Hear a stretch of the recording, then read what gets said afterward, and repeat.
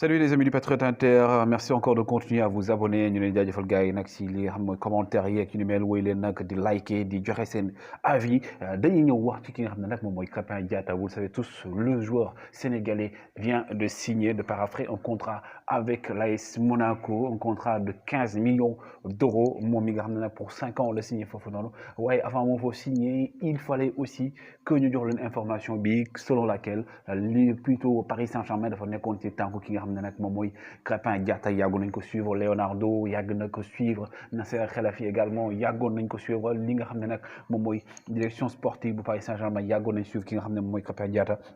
ñi ngi doon wax Paris Saint-Germain mi ngi ci woon, Ajax mi ngi ci woon, Dortmund mi ngi ci woon, waaye lu tax demul Paris Saint-Germain, la raison pour laquelle il n'est pas parti au Paris Saint-Germain, pourquoi ça a capoté. Eh bien li tax mu capoté mooy ne Paris Saint-Germain ñoom bëggoon nañ jënd ki nga xam ne mooy Krépin Diatta, waaye cercle de Bruges ñoom dañ doon laaj li nga xam mooy 20 millions d'euros. Paris Saint-Germain jàpp na nag joueur bu mel ni Krépin Diatta pour l'instant jarul woon li nga xam ne moom mooy 20 millions d'euros. Loolu tax après Monaco ñëw moom négocier jënd joueur bi nga xam ne mooy Krépin Diatta à hauteur de 15 millions d'euros, ce qui prouve aujourd'hui également que Krépin Diatta est un joueur d'avenir, c'est un joueur sur lequel compte beaucoup d'équipes. Boo xam ne Sénégal am na yaakaar ci moom bu ñu demee ba Paris Saint-Germain génn équipe yu ni mel du coup suivre, ça montre aujourd'hui qu'il a un fort potentiel, lui qui est juste âgé de 21 ans. On beaucoup l'appelle aujourd'hui le successeur de Sadio Mané, parce que booy seet moom lui footballé ak Sadio Mané di footballé, c'est presque la même chose. Krépin Diatta aujourd'hui qui le réussit pour ses débuts à l'AS Monaco, on l'espère. Niko Kovac génn na nee na nag les débuts de Krépin Diatta sont prometteurs, donc li mu wane gum ak première touche de balle yi mu def wane na également on peut compter sur lui dans le futur. Maintenant,